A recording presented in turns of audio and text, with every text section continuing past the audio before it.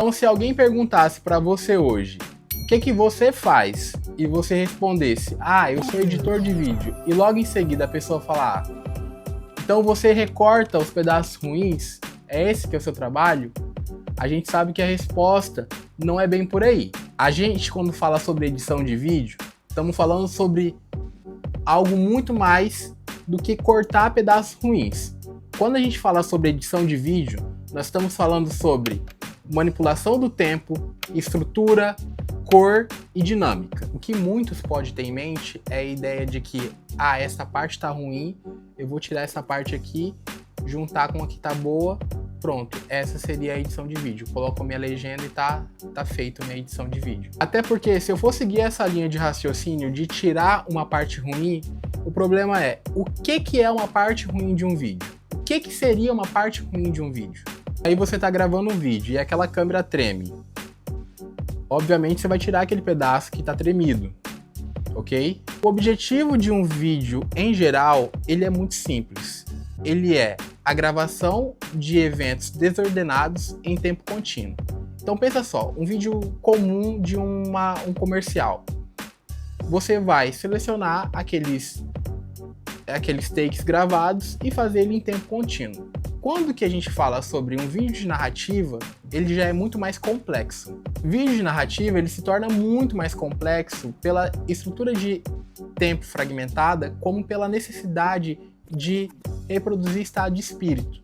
Então é muito mais difícil a gente saber o que seria um corte ruim. E o que pode ser ruim para um vídeo pode ser totalmente bom para outro vídeo. O que leva à maneira de eu encarar o processo de um vídeo é identificar o que seria um corte ruim. O que me faz trazer a história dos chimpanzés aqui do livro No Piscar de Olhos, do Walter Murch. Há uns 40 anos, depois de descoberta a estrutura de dupla hélice do DNA, os biólogos acharam que tinham uma espécie de mapa para a arquitetura genética de cada organismo. É claro que não esperava que a estrutura do DNA se parecesse com o organismo que estava estudando, mas que cada ponto do organismo, de certa forma, correspondesse a um ponto equivalente do DNA. Não foi o que descobriram. Quando começaram a compará-los, ficaram surpresos ao descobrir que o DNA dos humanos e dos chimpanzés eram incrivelmente parecidos, tanto que 99% idênticos eram inadequados para explicar as óbvias diferenças entre nós. Então, de onde vêm as diferenças? Os biólogos foram finalmente forçados a reconhecer que deveria haver alguma outra coisa ainda em discussão que controlasse a ordem na qual as várias informações guardadas no DNA eram ativadas e o ritmo com que essa informação era ativada à medida que o organismo crescia. Nos estágios iniciais do desenvolvimento fetal, é difícil estabelecer a diferença entre embriões humanos e o de chimpanzés. À medida que crescem, chega a um ponto em que diferenças se tornam visíveis e desse ponto em diante cada vez mais claras. Tomemos como exemplo a escolha do que vem primeiro, o cérebro ou o crânio. Nos seres humanos, a prioridade é dada ao cérebro, porque a ênfase está em maximizar o seu tamanho. Podemos ver no recém-nascido que seu crânio não está totalmente fechado em volta do cérebro, que ainda está crescendo. Com os chimpanzés, a prioridade se inverte. Primeiro o crânio e depois o cérebro, por razões que provavelmente têm a ver com o ambiente hostil em que nascem. O comando da sequência dos chimpanzés é: preencha esse espaço vazio com o máximo de cérebro que puder. Há um espaço limitado a ser preenchido com o cérebro, pois, de qualquer ponto de vista, parece mais importante para o chimpanzé nascer com uma cabeça resistente do que com um grande cérebro.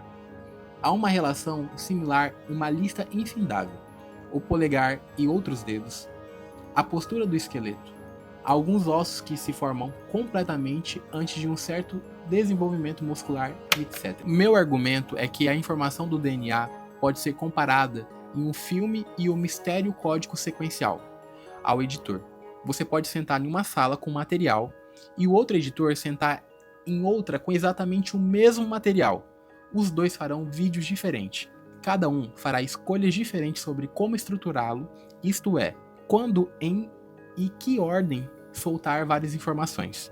Um exemplo: sabemos que a arma está carregada antes de Madame entrar em seu carro, ou só ficamos sabendo disso depois que ela está no carro. Cada escolha cria um sentido diferente para a cena, e ao proceder assim, vamos juntando uma diferença em cima da outra.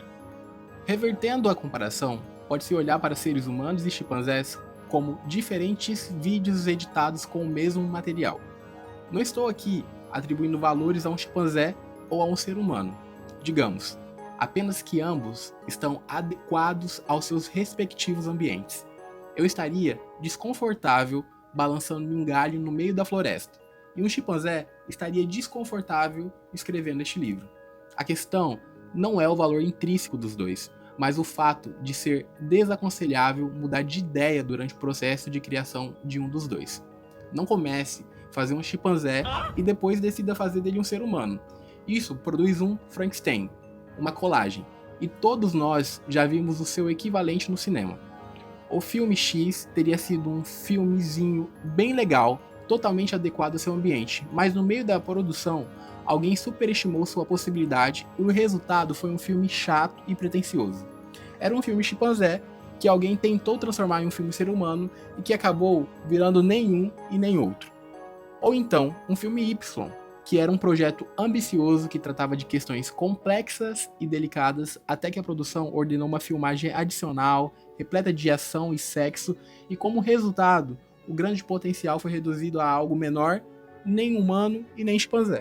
O princípio básico é sempre você tentar fazer o máximo com o mínimo. Você pode não conseguir fazer isso sempre, mas tenta produzir o maior efeito na cabeça do espectador com o menor número de efeitos na tela.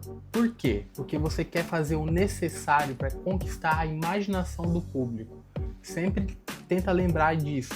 A sugestão ela é muito mais eficiente do que a exposição. Passado um certo ponto, quanto mais você esforça para enriquecer o detalhe ali, você encoraja aquele seu público a ser um espectador em vez de um participante. O mesmo se aplica para outras áreas da produção, como direção de imagem, figurino, música, fotógrafo e entre outras áreas da produção. Não se diz tal vídeo foi bom ou tal filme foi bom porque ele tem muitos cortes. É preciso muito mais trabalho e discernimento para saber onde não cortar. É bom lembrar, você não está sendo pago para fazer recortes no vídeo, você está sendo pago para tomar decisões. E essas decisões são onde cortar ou não. E aí, você gostou desse assunto que eu trouxe aqui para você sobre edição de vídeo? Se você quer que eu traga mais conteúdos como esse, deixe seu comentário aqui abaixo, algo relacionado à edição de vídeo ou de produção, que eu vou estar trazendo aqui para vocês, tá? Quer aprofundar mais no assunto? Eu recomendo super dar uma lida no livro, comprar o livro No Piscar de Olhos de Walter Murch, e deixe seu comentário, curta esse vídeo, se inscreva no canal e até o próximo vídeo. Beijo!